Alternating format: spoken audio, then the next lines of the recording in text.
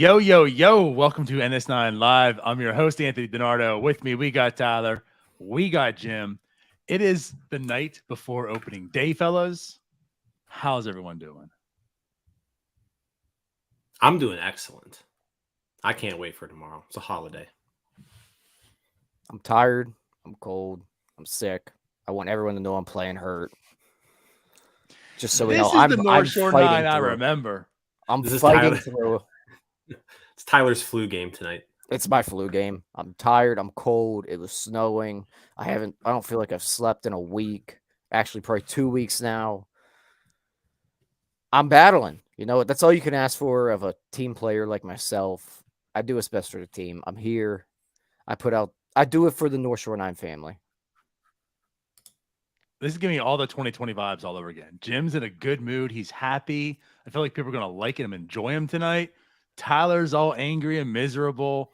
You know, for a while there, it's been kind of switched. So this feels right.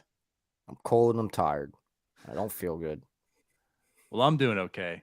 And, you know, as Jim pointed out, tomorrow is a very good day, even though it's the Pittsburgh Pirates. And we understand that they're not going to be a good team this year. It's a better team. It's an improvement. There's things that we've talked about, we've liked. But again, like it's opening day. It's opening day, fellas. And I know you all saw the Pirates video they just tweeted out tonight. Well, maybe not Tyler, but nope. Jim definitely did. And if that doesn't get your juices going. Oh, yeah. I love every year they do one of those opening day videos. And every year it gets me. Just hits me deep. And it gets me like excited. So well done at Pirates. Yeah, Jim was crying. I teared up a little bit. Not gonna lie. You give me Cutch, Mac Miller, and opening day. How can you not cry a little bit? Because I'm a man. There's no crying in baseball. Jim. Yeah, you loser. But for this is like the high point of the season. There's hope. The only way that it gets better is if you start 1-0. Because then you're on pace for 162-0. If you lose the first game, the season's over. This is the high point. Even if you do win, for many people, season's over. Doesn't matter. Fair. JT Brubaker is injured. There's forearm strain. That's not the best of news. So season's already over and they're 0-0. Hayden asks over under. I drink one beer tonight. Hayden, how old are you? I'm gonna guess the over. Regardless, it's the over. I don't know though. Hayden's like one of those Gen Z names though. Like there's no one over the age of 24 named Hayden. I know a few Haydens, and to be fair, they are spelled like that. Hayden is. I've seen. Nope, you nailed it, Jim. Jim 24 nailed it. 24. Well, I'll just say this: that little. Oh, that's Mike's. Hold on, he moved up. That picture you have there, Hayden, that's a little sus. I don't know. That's not a 24-year-old there. On Twitter, a little bit different, but that one, I don't know. Okay, so if you're 24, I'll definitely take the over as you just confirmed. Ooh, Harley's giving you some shit. Her brother's name Hayden, and he's 27. You know what? Give or take a few years. There's always some give or take. So the thing is, your brother's the trendsetter. Here's the thing. I think it's all determined by how Hayden is spelled. Like it's spelled like a normal Hayden right there. If it's like Haiden, something like that, that's Gen Z all the way. That's like a 16-year-old. DYN at the end. Well, hold on though. If you're 27, you're still a Gen Zer, yeah. Yeah, you're still a Gen Zer. So yeah. I was just a little off. That's just an early Hayden. Like a 27-year-old Hayden is, like you said, like a trendsetter, early Hayden. The over and under on how old you have to be to have the name Hayden, 27.5. Our first projection. Yeah, definitely under 27.5. There it is. Yeah. But see, Thomas Hayden Church from Wings, but Hayden's the middle name. They're smart enough not to go first name there. Fun fact, one of my baseball players yesterday thought I was 35 years old. I mean, I'm going to be honest, though. You look it right now. You do. You look rough. Like, you look beat. Tired. You look like life's hit you hard today. Life's hit me hard for the last 3 days. Tired. I'm fighting through it. You know? Yeah. You got to do what you got to do. Someone give me an IV. I'm going to put up 60. We're going to fight through it. Swish. All right. Well, should you start fighting through it? Do we want to get into the show? Let's go. Tonight is our over and unders that we talked about. And we have 5 apiece to discuss, which means there's going to be 15 projections that we're going to talk about. And knowing us, that's going to take 2.5 hours. So we might want to get into it. Okay. No. Yeah. So so are we going to explain kind of how this works? You know, I mean, for the newbies. No. Okay. Well, essentially, we're gonna do it anyways. Each of us are gonna give. That sounds like the entire Bradenton trip right there. Each of us are gonna. Hey, you guys want to do this? No. All right. Well, we're gonna do it anyways. We're gonna do it anyways. No, so we're gonna each give 5 over unders on different things, or, you know, around the Pirates, and the other 2 people are gonna say over or under. We're going to keep track of this. We're going to revisit it at the end of the year, and we're going to see who the winner is. I'm pretty sure I've won each of the last 2 years, if I'm not mistaken. You can check the tapes. All right. I don't know if you won or not. I'm going to say you didn't. I think I did. Nobody cares, Jim. But yeah, let's get into it. It's going to be a fun discussion. Who wants to go first? I'll go. Okay, Jim, you go. Well, I mean, you asked the question. I got to write it down, too. All right. We're going to start off. We're going to start off with Andrew McCutchen. Okay. All right. Andrew McCutchen, over under. You didn't pick your projections before the show, did you? No, I literally You're making them up right now. I'm looking at his FanGraphs page right now, and I'm you're an ass. As we go. Ill-prepared Jim Rosati.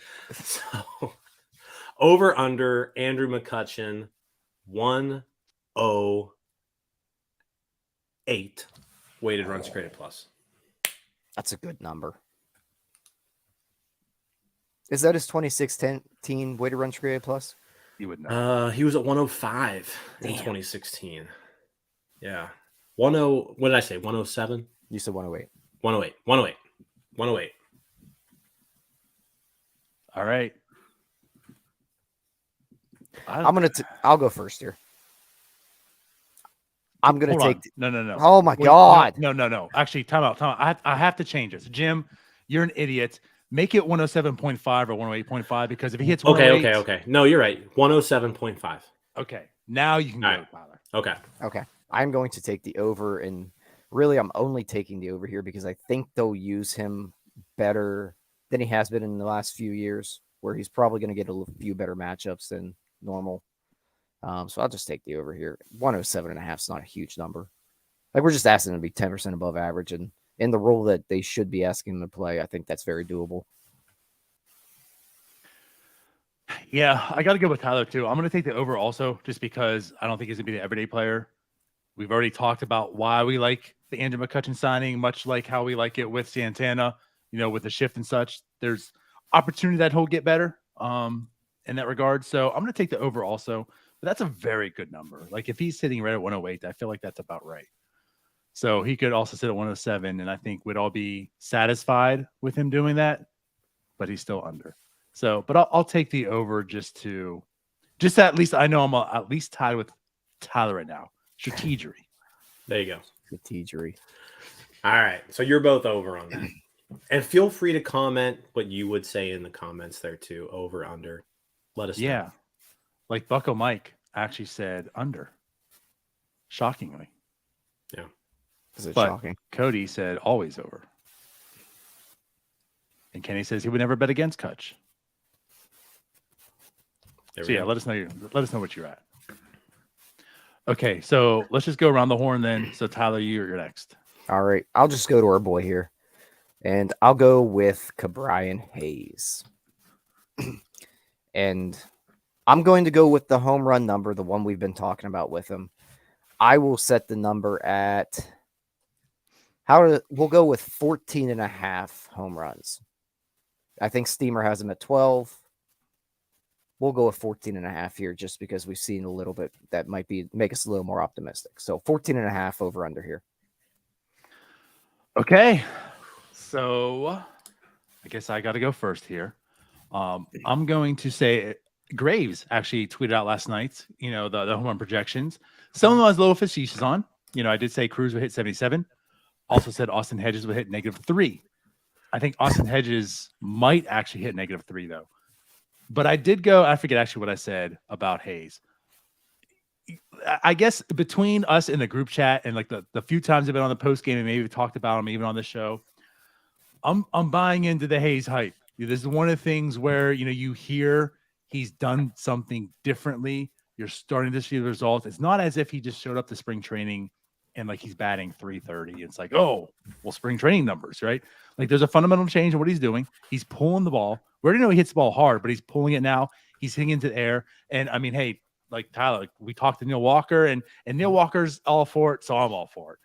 I am going with the over. I'm not going like all like, Hayes is hitting 25 bombs, but I feel like 15, 16, 17 is something that's pretty doable right now. And he's hit 4 in spring training.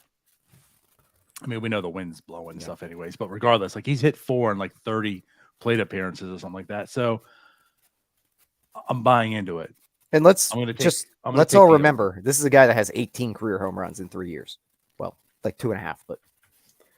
And he's also an injury risk. So like he could find the power, but still play 80 games and have 14. And he's always looked good in spring. Like it's just something like he loves it down there. His career spring training slash line is 363, 394, 679. He's slugging 679 in spring training in 168 at bats.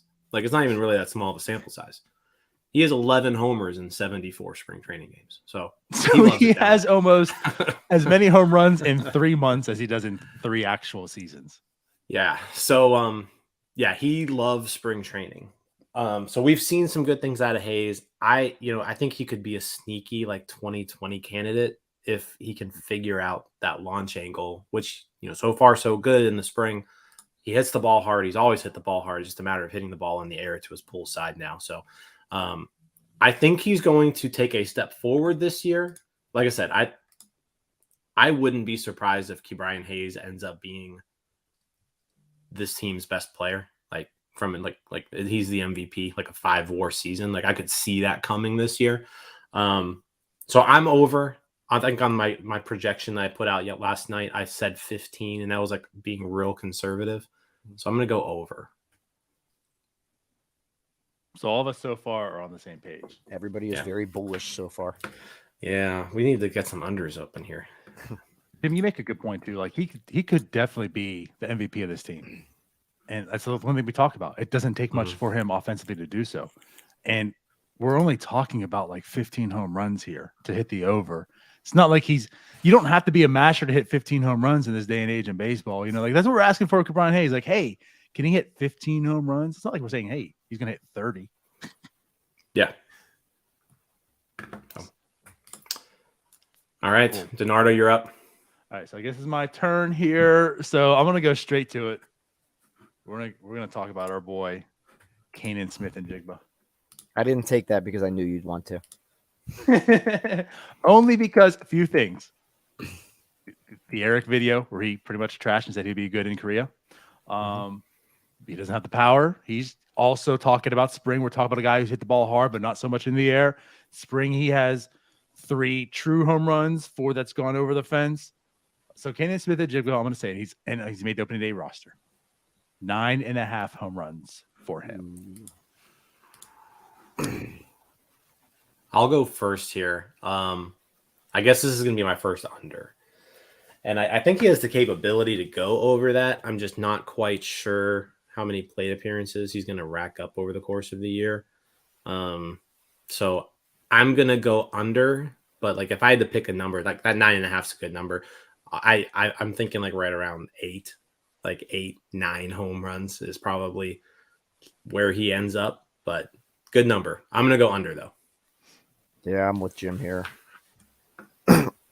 I think if you give him a full season's worth of at-bats, he's obviously way over that. I think if you give him, he's probably a 15 home run a year type of guy with a full season worth of at-bats. I just don't know that he's going to get that many because this still is a pretty crowded outfield. And I got to see it in real action. I got to see him lift the ball in real action still. Yeah, I mean, last year between AAA and Pittsburgh, I mean, it wasn't a whole lot, but 225 plate appearances. He had 1 home run. He's hit 1 home run above AA in his career. So, now, if you gave me like a 360 on base percentage for Canaan Smith-Njigba, I take the over. Honestly, that's why I went with this because it's like it's two-sided. It's not so much just the actual like the power shows up. Mm-hmm.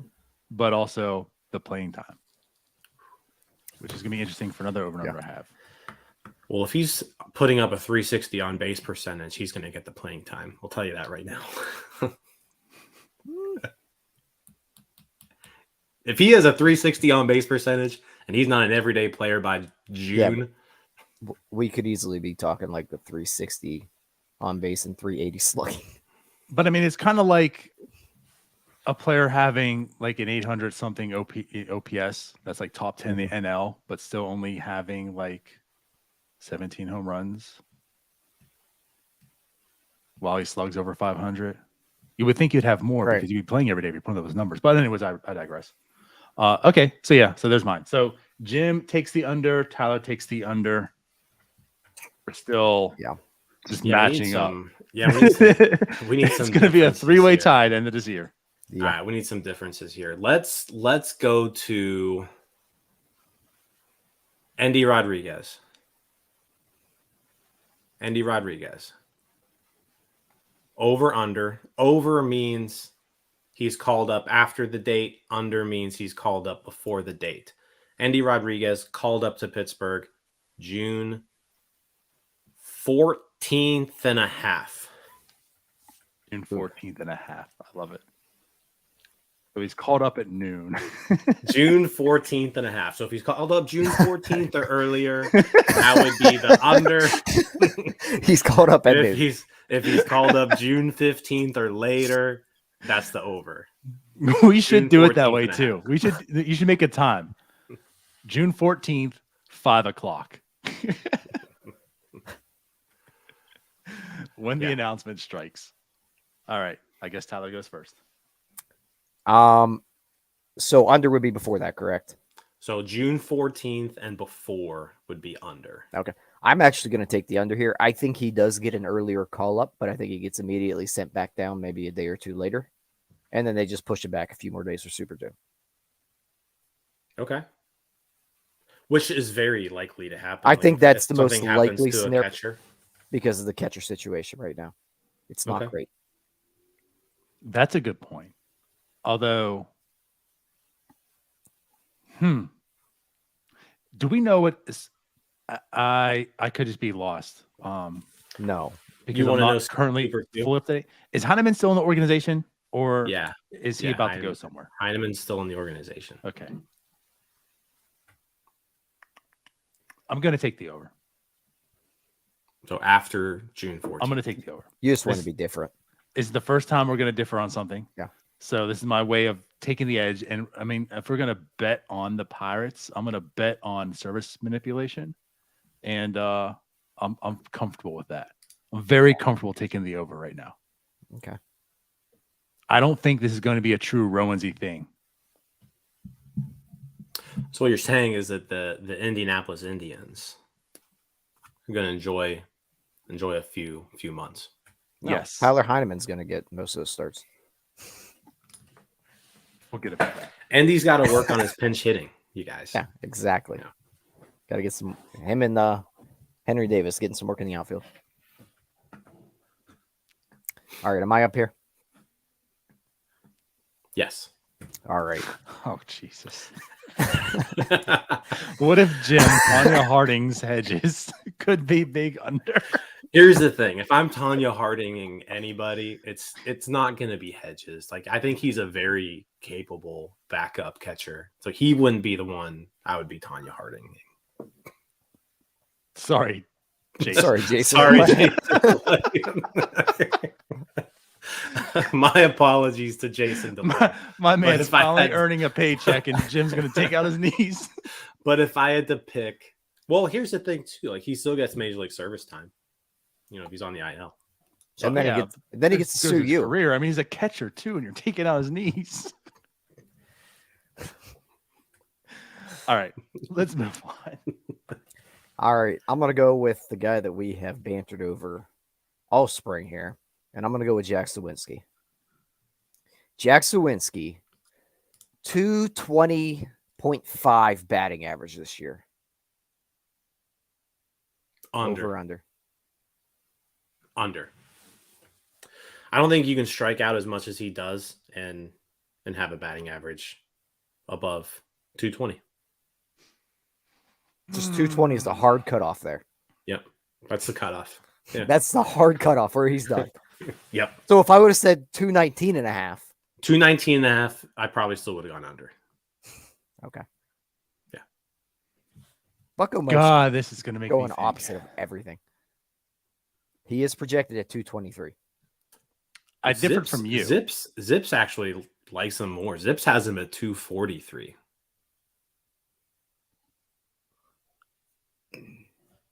I could play the strategy here. Again, I've differed from Tyler. I could stay with Jim because I'm unsure with this one. So, you know, no loss if he goes over or under.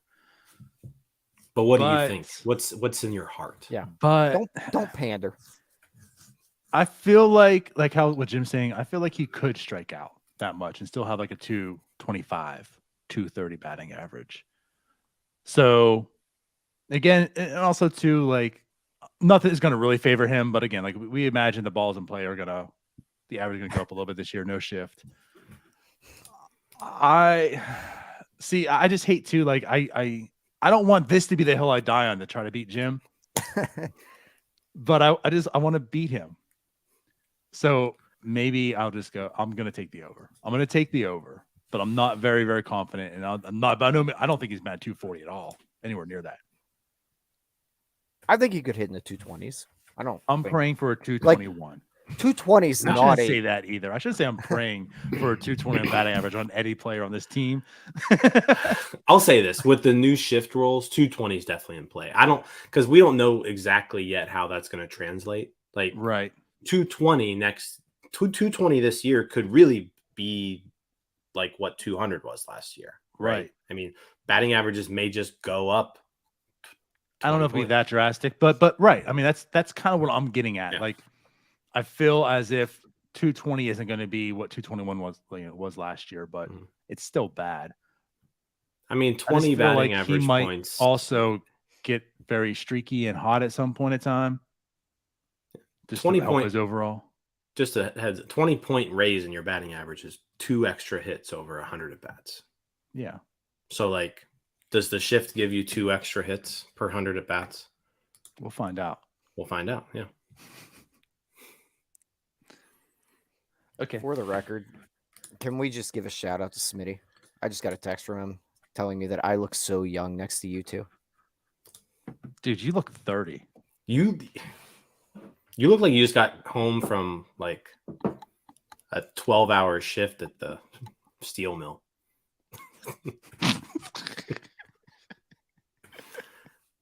And that's that. I'm the middle Anyways. bitch. I'm Beyonce here. Okay. She's 40. Yeah, and bad as can be. Okay. She doesn't look 40 though. So I mean, See? she doesn't look 40 though. All right, so should we move on? Yes. Sure. Now, Tyler Smith, hold up. You messed it. I'm sorry. You can't be in the middle because you're ruining our rotation. I can't keep track. So I think I'm up now, right? Stop it. Fine. Who just did the Jack Suwinski? So no, I'm up. Correct. Okay, so here's my next one. Just so you know, I picked 8 because I was afraid like all this overlap. I had a Suwinski one. I'm gonna hold on to it if no one else picks another one. So I'm gonna go back to back Suwinski. So I'm gonna go to my next one. Did we do something? Okay. All right, here. So my next one. Okay, let's go pitcher. Let's do Mitch Keller. Of course. Okay. This is a yearly thing with Mitch Keller. A little bit different here. Just put a thought out there. Mitch Keller, 21.99% K rate. If I recall doing this, he was at like a 21 last year. So a little bit of a bump from last year. What was the number again? 21.99%. I guess he was at 20.1 last year. That's a bit of a jump. You want to go with this one, Tyler? Yeah, I'll go first. And you know what? I'm just gonna believe in the variation of the pitch mix that he's added here, and kind of throw out that first part of the season last year and think that he can go over on this one. I don't love it. It's one of those you just grit your teeth and take it.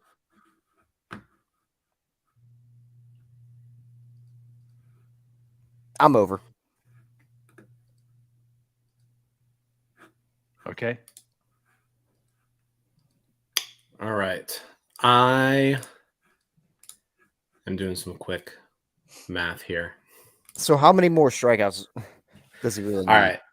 So from May 13th on, which is when he rejoined the rotation last year after being in the bullpen for a couple of days, 20.4 K rate from May 13th on, 20.4. So you're saying 21.99? Ooh, that's it.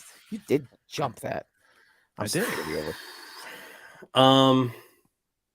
I will go over. I think Mitch Keller strikes out more than 9 batters per 9 innings this year. I think the strikeout rate takes a pretty good jump. Mitch Keller over. See, I got aggressive with that, and you both took the over. It was a good number. And I purposely kind of went a little bit more aggressive with it because of what we are seeing with the pitch mix, like you said, what we're seeing this spring. He looks good. Stuff from Mitch Keller. He's attacking people. The pitches look good. It's like a perfect recipe for Mitch Keller to just break out this year and like be the pitcher who we kind of hoped that he was going to. For sure. So again, I talked about the Hayes hype for me. I got Keller hype too.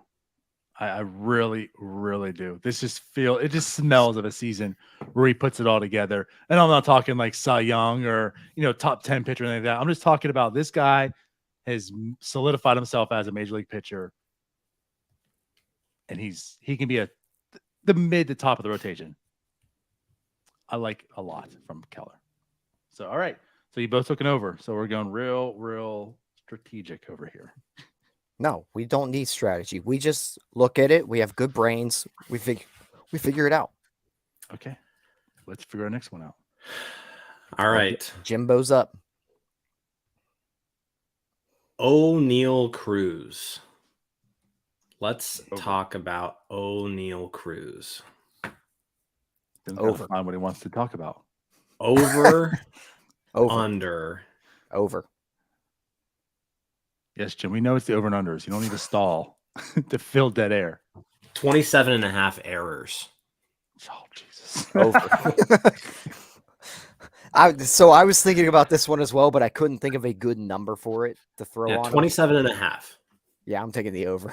What did he have last year? Like 15? He had 17. 17, yeah, over. In 79 games. He's going to have 30 years this year, at least. Now, granted, good first base play can't save a lot of that. Do I sense a major injury happening to Cruz this year? Because that's the only way you're taking the under. I hope for no, so I'm taking the over for errors also. And again, it's just going to be part of his game. I don't think he is a completely incompetent shortstop, but much as we talked to like with Tatis as well. I mean, Tatis makes his errors, but he also makes incredible plays, and that's why he can fit there in the offense. You'll love that from your shortstop, even though he's now the right fielder due to his injuries. But I will take the over as well for Cruz, but by no means does this mean like Cruz is a terrible defender in my eyes.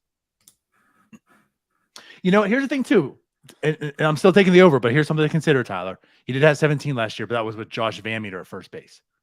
If there's one thing, you know what, Jim? I do like this number because you and I talked about this at the spring training game. And of course, it was that game that we talked about. And then he immediately threw a ball into the stands.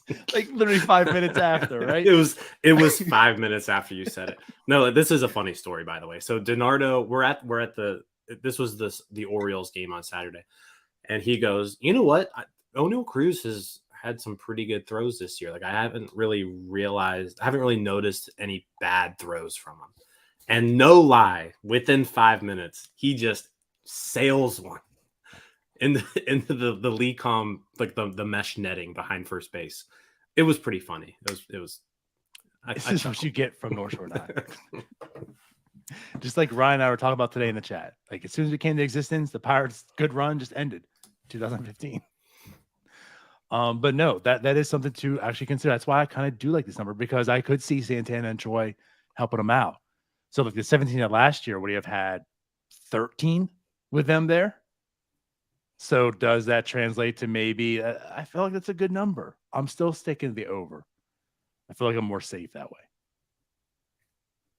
Yeah, I'm with you. I got to take the over there, but. Well, I mean, how many games do you think he's going to play at shortstop? A lot, because there's really not many other options. I mean, 140, 140. Yeah.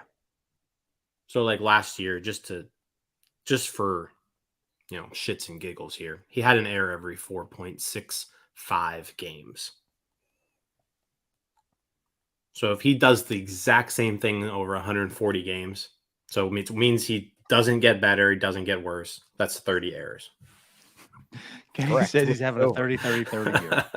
So, and I can see that. But if he gets a little bit better, and he absolutely can. He's under that 27. Okay. All right. I'm going over, by the way.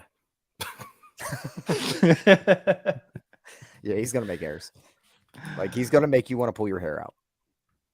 And then just cry because he hit a 550-foot majestic home run. But really, you guys were just talking about him airmailing a throw after. DiNardo, we just talked about how much better he had been at the plate and not striking out this spring, and then he strikes at like 10 out of 15 at bats. That too. We did. He had, 2 strikeouts at that point in time? And then he just strikes out like 10 times in a row. Yeah. That's what we're good for. We should become a Cardinals podcast. Yeah. Yeah, let's just start. You know who looks really good this year? Jordan Walker. Excellent. He's just gonna kill it. Yeah. It's magnificent. You know what's been great? How healthy Adam Wainwright always is. Always. Yeah. All right. I'll go. Who's up? I'm up. I want to go pitchers here, but I'm going to stick with hitters. I'm going to go with my guy here. I'm going to go with Travis Swaggerty. I'm going to go with over under. Let's go 3.5 defensive runs saved. In Pittsburgh. Yes. Okay. I needed to clarify. And I had to just come up with a number there, trying to do some mental math, and it wasn't great. This is tough.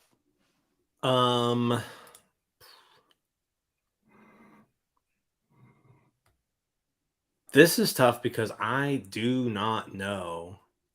Like, if we may see Travis Swaggerty for 4 games this year, we may see him for 80 games this year. Is he being dangled for a reliever right now? Also a good question. You know what? I'm gonna go over. I think he's probably the next man up when it comes to the outfield situation. And like, they're going to need another outfielder at some point just due to injuries. I think he'll get close to that, maybe not 80 game mark, but 40 to 60 range, maybe like that. I could see that happening. And I think he's good enough defensively that he can get 3.5 defensive runs saved. So over. All right. I'll put the over for you. That's a gamble, though. The under is definitely the safe pick here. Well, then I'm going safe. I'm going with the under for multiple reasons. The Pirates had the opportunity to say, we don't have a competent defender, so we're going to call Swaggerty today. This outfield, let's go back to the Canaan Smith-Njigba talk. This outfield's crowded. Again, you can argue the talent that's really, really out there, right? But regardless, it's crowded. You have Reynolds, at least for now.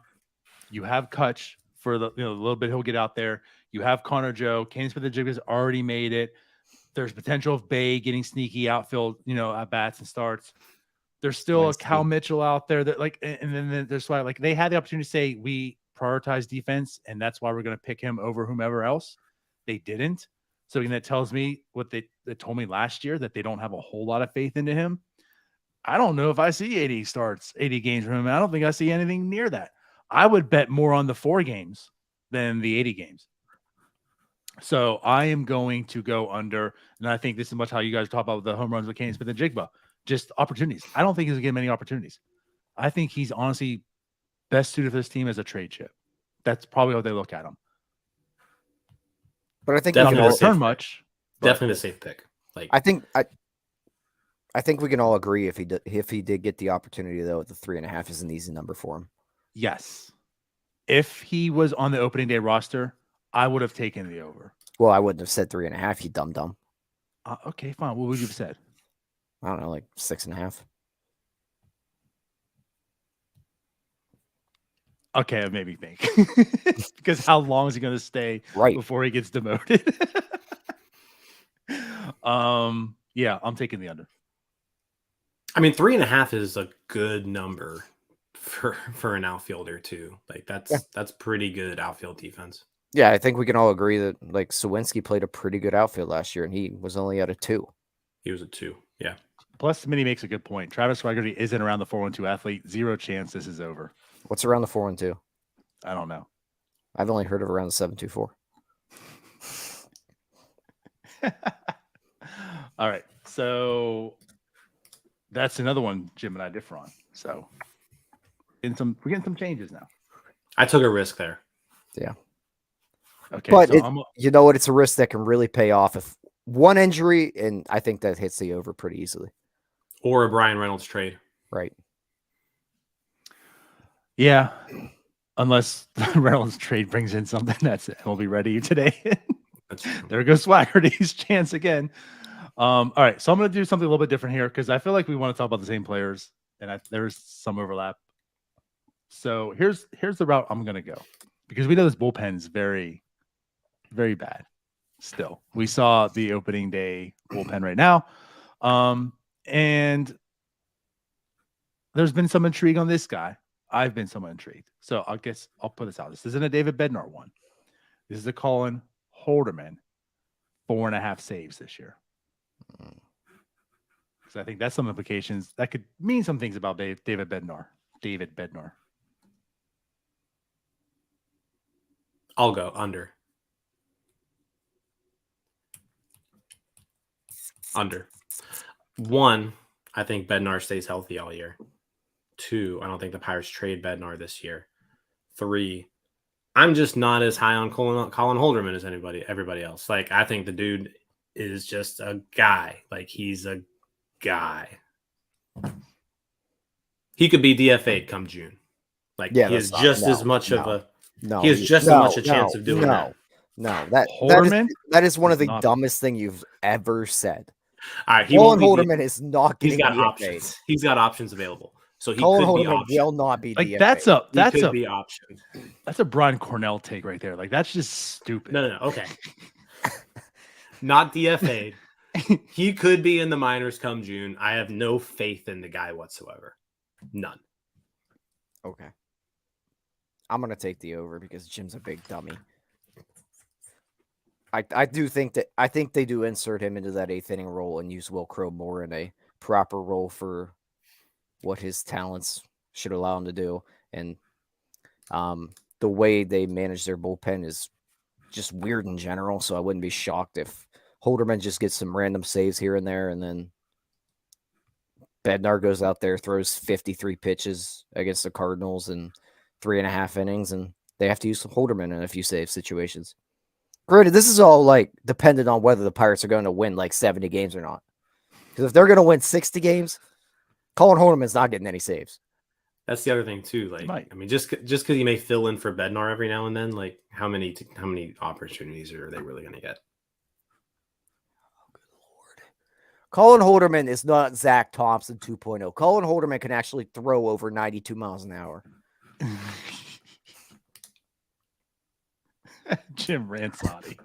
That's pretty good. Right, that's a good one. Jim took the under, and Tyler, you took the over, correct? Correct.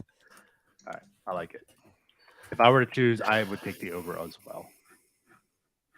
Also, he might just get some weird save situation type deals anyhow, where he blows it, where he makes it a save situation himself. There you go. He's so bad that he saved the game. He might blow a save and get a save. I don't know. There you go. I don't think that's possible. I know. But like, he could very easily turn it into a save situation himself. Okay. Cool. Yeah. All right. So, Jim, or one of the other scrubs in the bullpen turns it into a save situation, and they bring in Holderman. All right. So this one's going to be a little interesting here. So last year, 36 gets traded. 36 players pitched for the Pittsburgh Pirates. Ooh, I like where this is going. This year, over under 29.5 pitchers used for the season. Well, they're already down. I mean, we already know JT Brubaker's on the IL, so there's already a situation brewing. Garcia, Brubaker, Stevenson, Garcia, Brubaker, all on the IL. Yeah, I think 29.5. This is used. I'll just go. This is an easy over. We like a lot of the things the Pirates did. So bad. God, I can't we like, year of that. Like, let's be okay, but we do like a lot of the things the Pirates did with the rotation this year. They didn't add a lot of durability to it, so I'm going to go ahead and take that over. They added some vets, but they're not very durable. Yeah. What we talked about that we liked what they did this year, though, I think was more on the offensive side. Like they didn't really do a whole lot of that on the pitching side, if that makes sense. It wasn't like they brought in like 4 or 5 established vets. I mean, it was Rich Hill, who's the Quintana, and then I guess Vince Velasquez, like there's the second one who's whatever. So like I don't see that on the pitching side so much. It was more or less like we have this crop of guys coming up. And that's the other part I want to talk about here is not only these injured guys you talk about right now that's filled in with whoever this hodgepodge of relievers that they have on the opening day roster is today, but you're going to have guys like Luis Ortiz coming up, Burrows coming up, maybe Quinn Priester. Like there's some prospects that are going to make their debut this year. So they're going to be forced to use more pitchers in that sense. So like I feel like there's a bit of like what Tyler said, there's not a lot of good pitchers or like reliable ones, but also there's other pitchers that they're going to be pushing other guys out. You want like unlike last year where there wasn't pitchers you wanted to see come up, it was just more junk. They're going to make way to introduce more pitchers to this. So I'm going to go. That's such a close number though, because like 30. I'm going to go over 30 different pitchers. I'll say if the Pirates have to use 30 or more pitchers for another season, I'm going to lose my damn mind. I just lose my mind. By the end of April, there's going to be a big change. I just feel like by the end of April, it's going to be like 20 something. I mean, by the end of April, we're already at 15. They're already going to use 15 arms. So yeah, double. That means are you gonna get an entire brand new rotation and bullpen for the rest of the year? Close. Have you seen the bullpen? Have you seen the bullpen? You have, because I saw your tweet. Yeah. Hopefully, a lot of those are out, and a trade deadline happening, and right. Yeah, I do. I'm with you. It's on that end. It's not there yet for stability. Right. You're seeing the offensive side get there. I don't.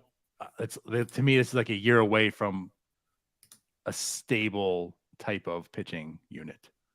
If that makes sense. Probably not, because I said it. All right, am I up? Their guys aren't here yet. Most of them. Let DiNardo talk. All right, is it no, Tyler's turn. No, you big dummy. I'm up. All right. I will go with Rich Hill as a Pirate. 13.5 starts. No, at 14.5 starts. I don't like 13. I want 14. 14.5 starts. For the record, Jose Quintana, I believe, had like 20 starts as a Pirate last year. I think we believe Jose Quintana is a lot more durable than Rich Hill, obviously. Where are we at with Rich Hill here? So I think the durability thing with Rich Hill is a little overblown. I mean, last 2 seasons, Rich Hill has started 26 games in 31 games. He started 57 games in the last 2 years. So I think as long as, like, if the Pirates keep him until the trade deadline, I'm going over. I think he'll be in that like 15, 16 range. He is like 43 years old. Yeah, he is. Now, he won't last long in those starts. Like you're not going to get 7 or 8 innings out of Rich Hill. I probably should have went with the innings here. Innings would have been more interesting, but I didn't want to think that hard. But I'll go over 13. Did you 13 and a half? 14 and a half starts. I'm going to go over. To, I guess, piggyback my train of thought too. Like, I know he's 43, but I just feel like too, like most of his injuries aren't as if like he has this problematic shoulder and like he's just breaking down. It's just he throws so nasty that he gets these blisters. So like I don't foresee like, okay, this is the year that Rich Hill just breaks down and he can't pitch anymore. He's old. He is old, but DiNardo, like so it's like having a guy 5 years older than you pitching.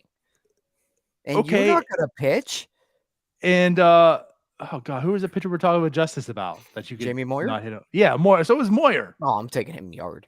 But Moyer was just a crafty dude, like just like Rich Hill. Like Rich Hill, okay, here, like Zach, as Smitty just said, 88.5 his fastest pitch. Like he's not out there, he's just a crafty dude. I'm gonna go over as well. I feel comfortable with that. I'm gonna go over. Okay. Is it my turn? Yes. I think is this our third or is this our fourth that we've done? How many have we done? That was my fourth. This is your This fourth. will be DiNardo's fourth and then all right, so we got one more round. Yep. All right. Okay, so here's what I'm gonna go with then. Go back to the outfield. This is the one I want to talk about. Kind of goes back to Jim, like what your thing was. So back to Suwinski. 109.5 games played. Over under. Not starts, just games played. 109.5. Yep. Over.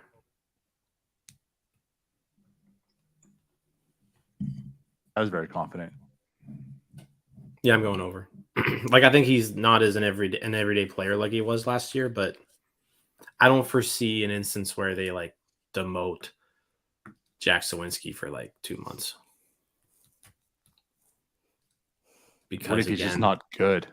No, you're right. And I predicted under 220 batting average, so we could we could be there. Yeah. That's why I'm kind of shocked because he has an under 220 batting average. It's probably not good.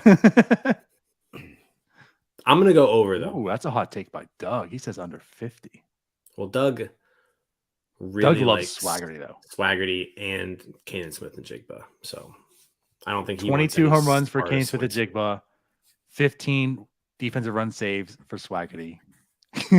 Under 50 games for Suwinski from Doug. I was like 15 defensive runs saved. That'll like give Swaggerty a gold glove. He will get one. 80 games played. Tyler. I'm going to go with the under. Just because it's going to help my cause whenever it's April like 25th and I'm jumping on these post-game shows and whining that I want Suwinski sent to the minors. Because I know it's happening. It's coming. He's going to be hitting 140, striking out 40% of the time, and I'm going to jump on here and complain about him every day. Fair. I think, and I look at it this way too. I like this, again, this outfield, I'm not talking about like it's not talented, but it's crowded. And he might not end up being an everyday player in that aspect. I very well could see like Canaan Smith-Njigba, right? Brian Reynolds, if he's still on the team and such, Connor Joe getting at bats, like all these other, like he's not gonna be an everyday player. Here's what's gonna happen. Get option at 1.2. Here's what's gonna happen a lot though. Like if he's sitting, let's say he sits against lefties, right? Like he's gonna come in and he's gonna pinch hit for Connor Joe, against a lefty. True. Against a righty. So like that's going to count as a game. So he may not be an everyday player, but he's going to get a lot of opportunities, especially against right-handed pitching. Do you think he'll get DFA'd? No, he will not get DFA'd. I thought that was a reasonable question. That's good interview stuff, Smitty. Yeah. If you had a podcast, you could incorporate stuff like that. All right, who's up now? I'm up. No, Jim is. I'm up. Didn't so you? This is my last. Oh, never mind. So is this my last one? Sorry. No, second to last one. No, this is the last one. This is our last one. This is my last. Did you start? I started. Oh, okay, yeah. Okay. So we haven't talked about Roansy Contreras. So let's talk about him. Over under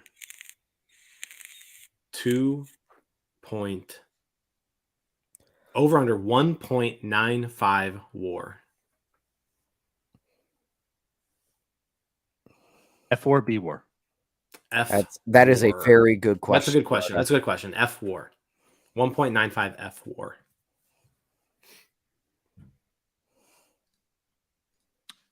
Who's going first? What was that number for WAR again? 1.95. 1.95. So is he a 2-win pitcher or is he not a 2-win pitcher? At age 23. Man, this is tough. That's a hard one. It really is. We know Tyler's not the talkative type, so I'll talk for him. Yeah, I'm thinking. We all liked Roansy. We are NS9 fans of Roansy Contreras. Mm-hmm. For just to let you know, Zips projects 1.9, Steamer projects 2.0. Such a Rosati thing. God, this is tough.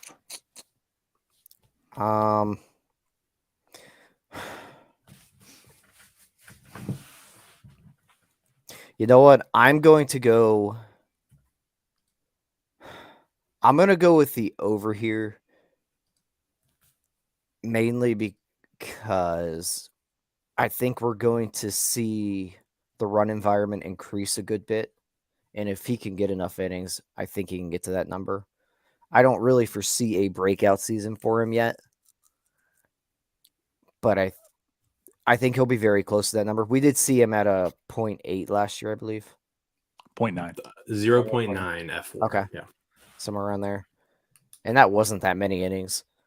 A lot of it will have to do with the innings limit that the Pirates put on him. But if he can keep that FIP around a 4 number and he throws maybe 140 innings, I think 2 is a reasonable number. It's such a good number. Like, this is just fine piece of work from Jim, just looking at Steamer and Zips, and just piggybacking off them to do his work for him. But yeah, like I'm with Tyler. I'm worried about the innings. Just any pitcher you're worried about. Roansy's one where you're a little bit worried until like he starts really doing it. He could also be a reason why the Pirates have 30 plus pitchers pitching, right? So that's part of it. God, like I just feel like that 1.8, 1.9 is a like sweet spot for him right there. Still a good jump, still improvement. And that way, like next year, you see more like the breakout you're talking, Tyler. Now he's become like a 2+ WAR pitcher and such. God, Tyler, have we differed yet? I don't know, but I feel like that 1 to 2 like fWAR numbers, kind of a dime a dozen. It's when you get above that where you start to see the real dudes, like Pablo Lopez.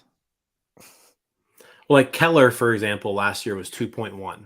Right. So, like, is he? Really good year. That was a good year. So, like, is he going to put a 2022 Keller-like year up? And he threw 159 innings.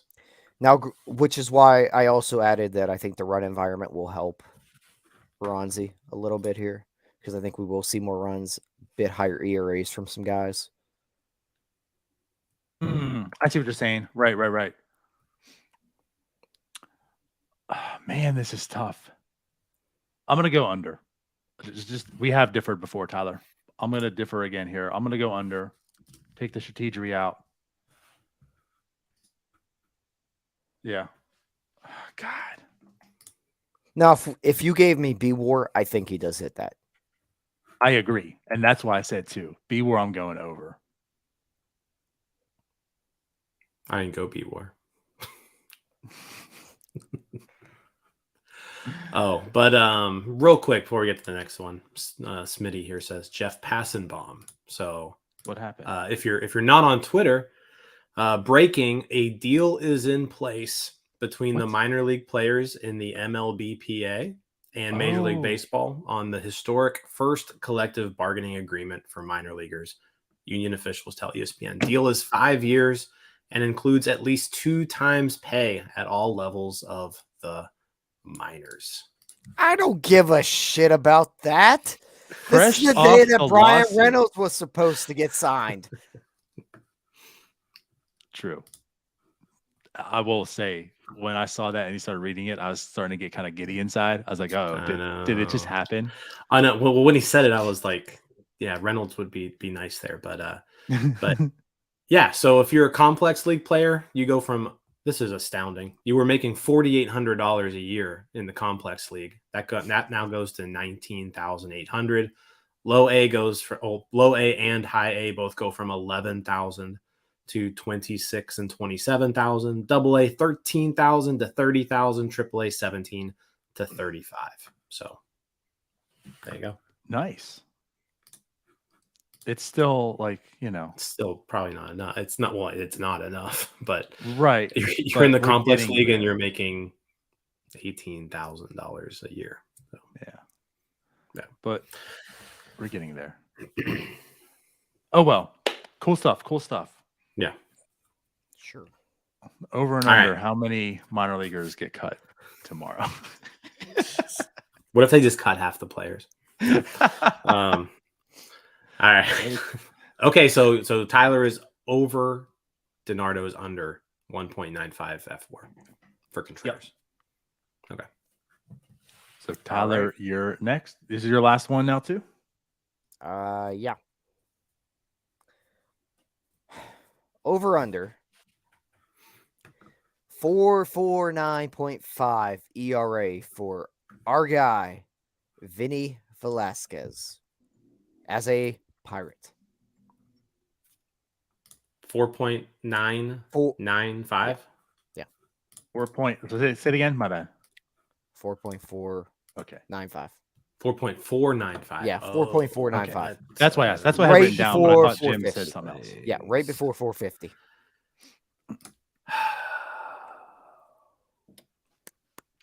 Who wants to go first? I just did. You go. Over. Vince Velasquez has not had an ERA that low since Barack Obama was president. Is this a Miguel Andor thing again?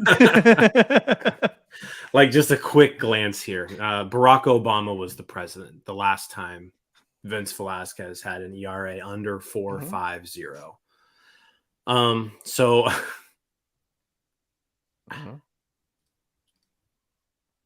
I'm going under. I mean, no. So here's the deal. We're talking about a 4.50 ERA. That's not that great.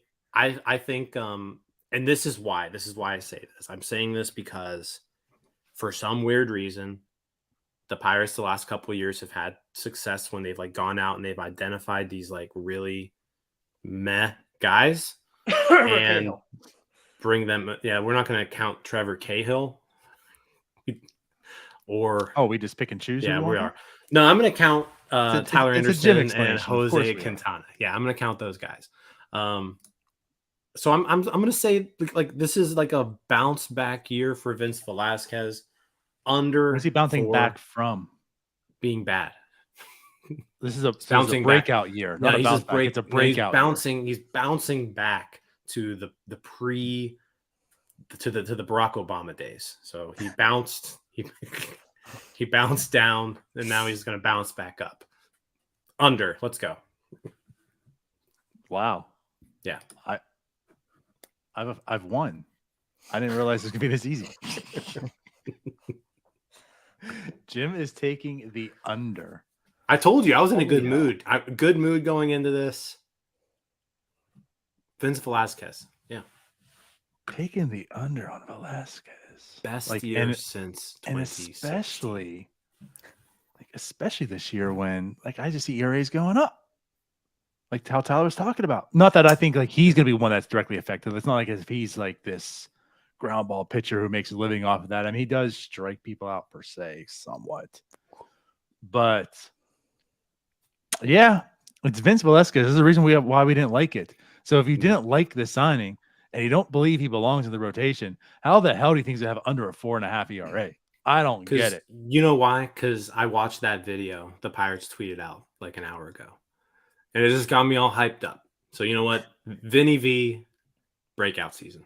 Mr. calling out everyone on their propaganda falls for the propaganda tonight. Actually, thank you at Pirates. You've sealed victory. It's D-Day, DiNardo Day. All right, cool. So I guess not that I need to put one out there because I won, but I'll give my last one out. Who do I want to choose from? Because they've all been said before already.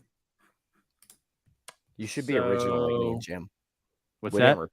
Me and Jim didn't repeat anything. Yeah, you've done 2 Suwinski ones already. Yeah. No, I didn't. I did one. No, he copied me. You just copied it. Yeah. You copied Suwinski. First off, I'm the only one who had original things. You guys all just looked at Fangraphs and looked at steamers. I've had mine. I'm the OG of the OGs. But no, I'm going to do this. This one's different. We've never done one, I think, like this before because they've always been specifically on players. No, because ours are good. Shut up. Okay. Why don't you find a dolphin? So let's do this. We all think O'Neill Cruz. We all like him this year. Brian Reynolds is Brian Reynolds. Another breakout, be the MVP. Mitch Keller, David Bednar. Of all the bad things with the Pirates, there are some good things that we like about the Pirates this year. So I'm going to go on a limb. Maybe not just having the token year this year. 1.5 All-Stars represented by the Pittsburgh Pirates this year.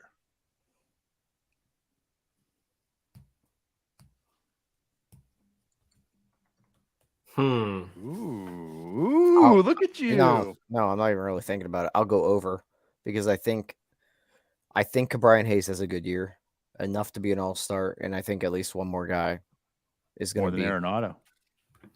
Well, there are more than one third baseman on an all-star team, you dum-dum. Yeah. And also Manny Machado exists. And Austin Riley. And okay. I mean, do you want me to just keep going? I can just keep naming more. Brian Hayes exists. He does. Okay. But like really, Bednar will probably make it. And I think Brian Reynolds does have a bounce back if he's still here. There's enough guys that they could get to. Like they had Frazier and Reynolds on them all-star team, and they were like the worst team in baseball. True, but I mean Frazier had a ridiculous someone will have year, a ridiculous, and Reynolds is Reynolds. Right. They'll get to. Who also had his best year. They'll get to. It'll be fine. All right. And then they'll both get traded. Yeah. Thank you, Doug. Not to mention CSN and Swaggerty.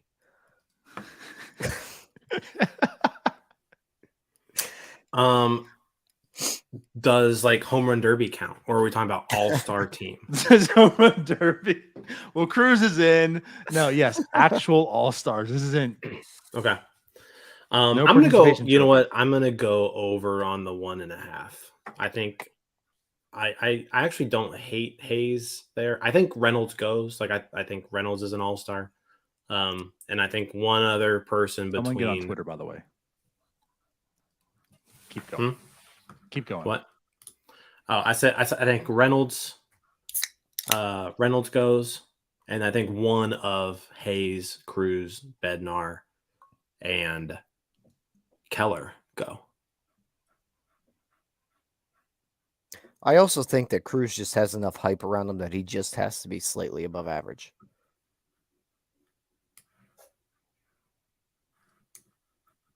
I can't see that far. The problem the Cruz has, and I mean, we'll get to this Reynolds thing, but the problem the Cruz has is there are a lot of really talented shortstops. Yeah. Especially in the National League. So, you know, you got to imagine you probably got to be a top 3 shortstop at least. And like as good as, like, I mean, he can definitely do that. Like, I'm not saying that's not possible, but there's a lot of good ones out there. I like it. I thought this was a really good one. I get what you're saying. I just think, like we spoke about last year, the media loves O'Neal Cruz. Yep, he does. Yeah, they do. So all he has to do is just be slightly above average, and I think he's got a spot. Yeah. No, I think he has a good shot of going just because, yeah, he's going to be the most popular player on the team. Right. So that's there. And then I do think like a home run derby, like that's why I brought that up. Like you got to invite Cruz to the home run derby. Like I mean, it's just he hits the ball so hard. Like you got to do it.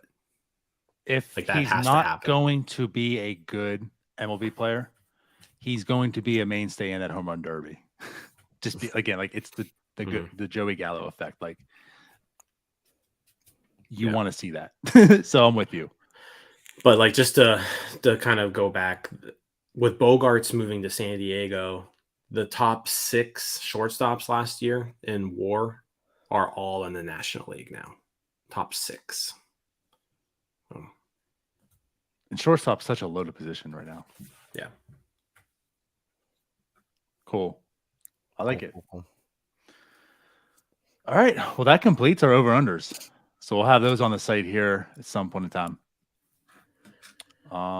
It's cool stuff. I like it. So I guess before we get to the Mackey stuff, because we can talk about that here in a second, the last thing to talk and end this with is our actual win prediction. So we can put that on the site. And for everyone out there who hasn't yet, go ahead and tweet at us your win predictions as well, because the winner will get a Pirates jersey at the end of the year. That's all out there. But yeah, so I guess where do you guys at? Where do the Pirates end this year in wins? I think mine's already on the site. So if you want me to go first. Yeah, go first. Yeah, you go. I'm pausing because I forget what it is. I think it was 72. Oh, good Lord. So I'm going to keep going. Child. But I'm saying 72. That's kind of where I'm at. And I feel safer. I know we were talking about aggressive, like can 75 happen? And I think it can happen, of course. But we're already like down JT Brubaker. We already see this bullpen. So now I'm feeling way more comfortable with my 72. But that's where I'm at. 72 wins this year for the Pirates. Definitely some improvement, but like this team still isn't anywhere near complete. Still a lot of holes. There's still Endy Rodriguez in the minor leagues. And in Austin Hedges, Jason Delay combo in the majors. So 72 is mine. I said 74. I'm going to stick with that. I was thinking about deducting a couple games once I kind of saw this bullpen and what it looked like. But I'm going to But then you figured Holderman's going to have like 5 or 6 saves. We figure that. And then you also figure Vince Velasquez bounce back year. So exactly. True. So I'm going to stick with 74. Best since the Obama administration. I'm going to stick with 74. Well, I've been saying on here that if they don't get to 75 wins this year, heads need to roll on this coaching staff, at least. So I'm just going to go with 75 here. I think there's enough talent on this roster to get them to 75. Do I think they'll get there? Probably not, but I think that's what they should be at. So there you have it. 72, 74, and 75. Am I correct? Yep. Mm-hmm. Cool. Do we want to get into the Mackey stuff then? Let's do it. So I did put it up here, but and again, like we talked about, today was the day, right? Reynolds extension day. It's now 10:15 p.m. Nothing has happened.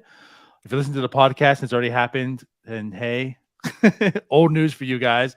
But as of 10:15 on March 29th, it has not. But Mackey has tweeted out here. So plenty of conversations today on the Brian Reynolds front.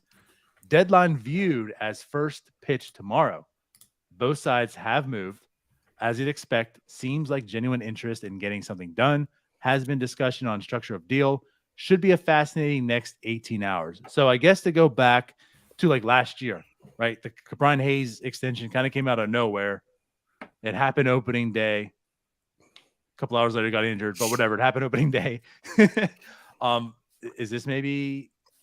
Is it going to happen? I mean, Mackey's tweet seems pretty. I'm not going to say optimistic, but there's actually work done. It's not just smoke.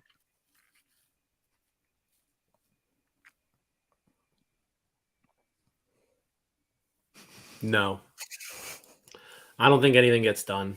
I think Reynolds has at least like a number in mind from like a minimum standpoint and a year standpoint. And I don't think the Pirates are going to meet it. I mean, just straight up, plain and simple. I think, you've got to go with, at least like a 6-year deal. Right. And I don't know. I don't see it happening.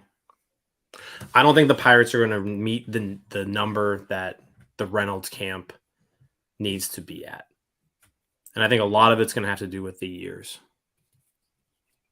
And yes, Kenny, they have extended Brian Reynolds' extension day to tomorrow. Yeah. Unfortunately, I'm with Jim here. I don't think it gets done. And also, unfortunately, on top of that, I think that means we have about 3 months to enjoy Brian Reynolds.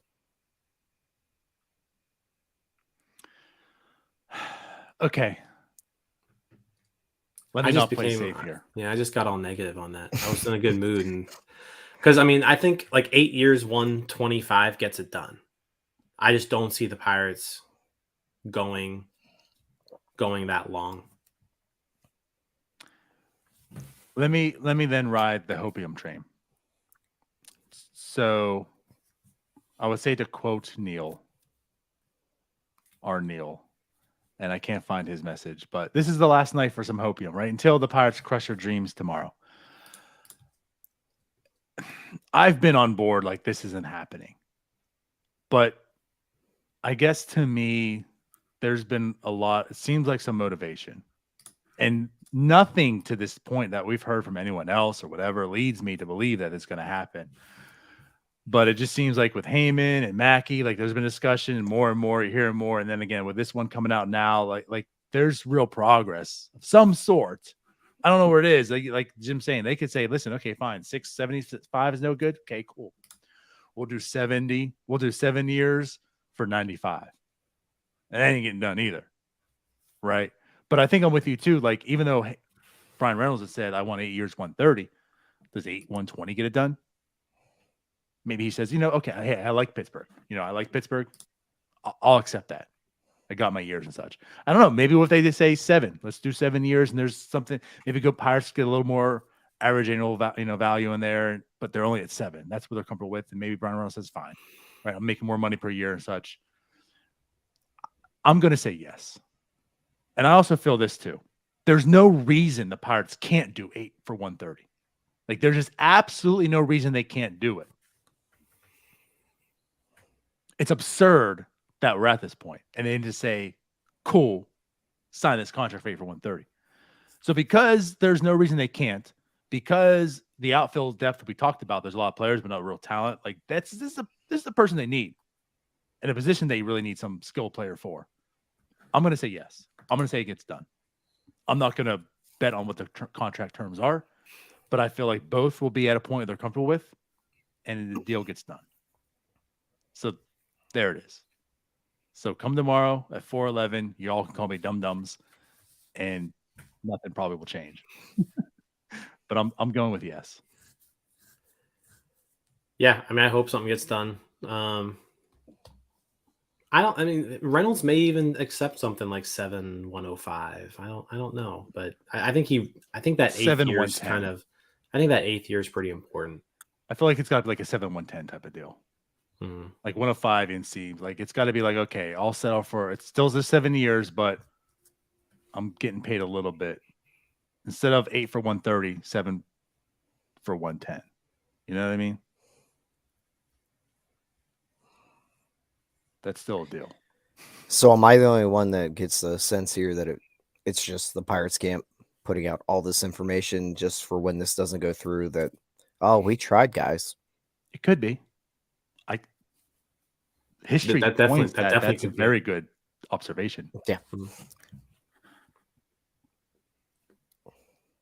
I do think like there's genuine, like I think Brian Reynolds wants to stay. I think the Pirates want to keep Brian Reynolds. It's just a matter of, are they willing to go? I got a cramp in my calf. Yeah, it's just a matter. I can't wait to clip that. Every time someone goes on the IL this season, I'm going to send that. That was good. That was good.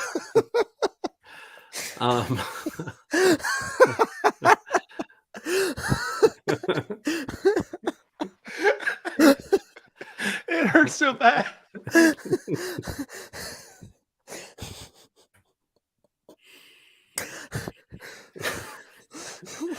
Man, cramps suck too. Like, I hate cramps. Like, there's nothing worse than a cramp.